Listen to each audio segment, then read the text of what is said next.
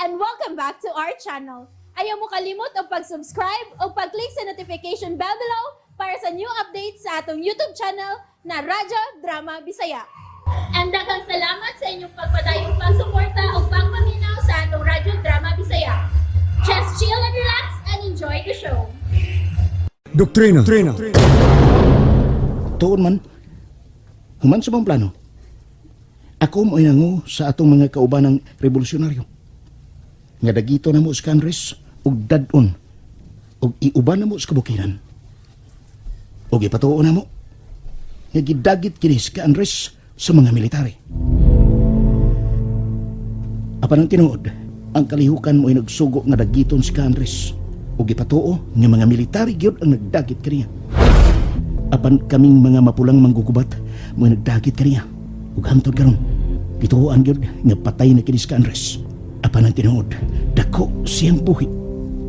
Mangutan ako, unsa man si ka-Andres kan edto? Usa siya ka leader sa mga obreros. Usa siya ka leader sa mga mamumuo. Minyo, may asawa ug may usar ka anak nga babae. Ipadayon palihog, Commander Juan. Nagpakita ikaw og interes. Imasayo, sa akong kagi, garo di. Sa matag sugilanon mao ang pagtuon ug pagkaton. Sa matag sugilanon sa tao, sa matag kaagi sa tao, para nako mao ang pagdasig sa uban ug labaw sa tanan, inspirasyon. Labaw sa tanan mao'y mubaid sa habulan ug gitay-an nga paminsar sa laing tao. Apan depende sa sugilanon o kasaysayan sa usay ka tawo kung makahatag ba kini og pagkaton, pagdasig, inspirasyon ug pagbait sa laing hunahuna. Ug mao ka na ikaw ug ang imong sugilanon nga mikulit na sa kasaysayan sa pagpakigbisog ug sa revolusyon. Sa matag kinabuhi sa akong mga igsuon sa kalihukan nga mao kamo. Balaan ug bililhon na kaayo kanako kay tipik na kamo sa akong kinabuhi. Ka Andres, Maghimo ko og kape nga luya og sinunog bugas kahuan. Di alam mo, lingkod lang mo diha. Mientras tanto nga maghimo ko og kape para natong tulo. Istorya una mong duha. Kay padayon nato nga atong sugilanon kung maluto na ang atong kape. abi na mo karode. Basta makaayon ng tawhana og usa ka tawo, mangunay siya og silbi sa mga tawo. Sa ato pa, nakauyon gini mo si Ka Andres.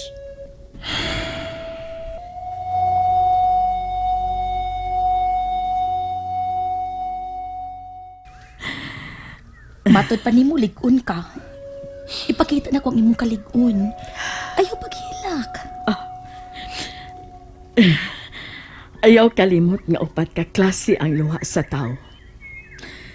Unang klase mao ang luha sa kalipay. Ikaduhang klase mao ang luha sa kapungot o kalikot. Ang ikatulo nga klase sa luha mao ang luha sa kaguol, kapakyas, kahugno o kamatayon. Ug ang ikaupat nga klase sa luha mao ang luha sa kalikot. Ug mao kini karon na imo nakita nga ri kanako, Mary. Pag-amping mo din Mayoli. Ayaw pasagyang akong inahan samtang wa ko din suping. Wa pa'y tagal nga panahon kung kanus ako makabalik din Ay, kabalaka, day, Mira. Aron makasalig ka, yun na ako. Nga walay may tabo ni Manang Yolanda.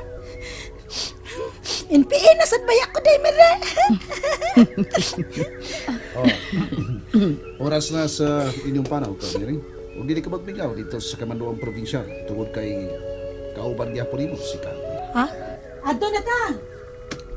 Pagali ka, Agnes. Manglagaw na ka mo. Ka Agnes? Siyempre, doon na day close nga igala nga, makaako nga magbuwagay o maglagyo ay. Mihangyo yun ko ni Kalusyo ay. Sige. Ayaw mga kauban. Amping ka mo. Pagaksa ko, Mayolanda. Amping anak, kung buhi pa unta ang imong amahan karon, sayod ko, ug murag ako siyang mahulagway nga malipayon kaayo. Kanindot unta kung buhi pa si Jacinto.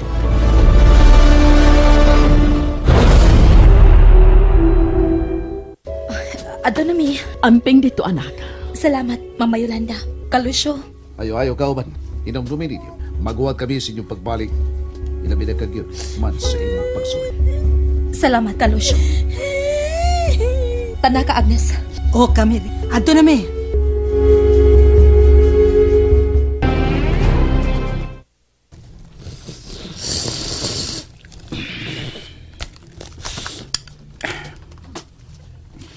Usa ni sa akong nawilihan.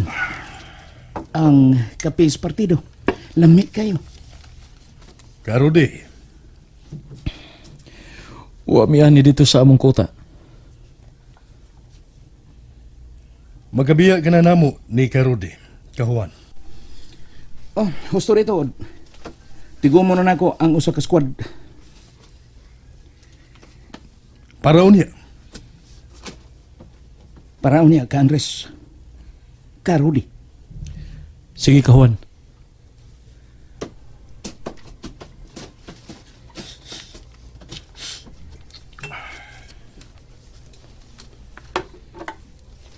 Muhanggap kita og labas nga hangin sa gawas. Sa luyo aning kubo, labong gayo ang kakahuyan. Bugnaw ang hangin. Ilabi na ning oras nga hapon na kayo. Tana sa gawas, Karudi. Ikaw ang mahibaw ka, Andres. Ari kita agi sa likod sa kubo. Karon ka pa ba makataak dinhi sa Negros? Karon pa ka, Andres. Mayo ang pagkabutang sa kampo. Bisan mag-unsa pa ang mga militar, maglisod gid sila sa pagtultol ug pag-ila nga usab ay kadakong kampo kining dapita. Ibutang nato. Kung matultulan kini nila, apan diha ra sila kutob ug dili na makabalik pa sa gigikanan ang mga kaaway sa katawan. Kanus alang kamo nagkarelasyon si Kameri. Tulo pa kaadlaw ang nakalabay nga nagkasabot ang duha namo kamapulang pagbati. Ka Andres. Apan mangutan ako, mahimo? Ang imong ipangutana nako nga mahimo ba nga ipadayon nako? Pagsaysay ang akong kaagi? Gusto pa unta kong mahibaw sa imong kasaysayan. Sa ako nagikasulti, sa ako nagipahayag nga ipuno ko kini sa akong kadasig ug ipuno ko kini sa akong kaligon. Tungod kay musamot ang akong kapulas sa imong kasaysayan. Dili ka lang dahi usa ka mapulang manggugubat. Apan usa ka pagyudi ay ka magbabalak. Siguro na ako nga usa ka na sa nagustuhan ni Kameri dihan nimo. Leader ko sa kalihukan sa mga ulipong mamumuo. Gikasilagan ko og mayo sa mga hakog ug madaog-daogon, mga mapahimuslanon nga mga agawon nga yutaan. Gipamata nako ang mga obreros, ang mga mamumuo, gikan sa dugay na nilang paghikatulog. Ug wa ako mapakyas. Ang kadaghanan kanila nga matay kay gipang salvage. Ug ang uban kanila misaka dinhi sa bukid ug miapil pagka mapulang manggugubat. Ug sa dihang nagbukal-bukal na ang akong kahimtang. Ug tungod kay dili ko buot nga maanugon lang ang akong kinabuhi. Nga pasagdan ko ang mga gaway sa mga kaaway sa katawhan nga mupatay ka nako. Mihimo ako usa ka bugat jud kaayong hukom. Usa ka masakit jud kaayong hukom nga hangtod karon ang epekto akong giantos. Tungod kay ang mga minahal ko kayo sa kong kinabuhi, nagtuo man nya usa na ko kapatay. Ka Andres. Naghimo ako og senaryo. Giplano na mo og mayo ni Master Sergeant Juan. Nga dagiton ko nila samtang nag-uniforme sila sa militar. Ug kalit lang kong nahanaw. Kalit lang akong nawa. Apan ang sakit tungod kay lakip ang akong asawa ug anak. Nagtuog yun nga ako, patay na. Apa niya, dakong buhi, Karudi. And that's it, everyone. Stay tuned for the next episodes. Bye!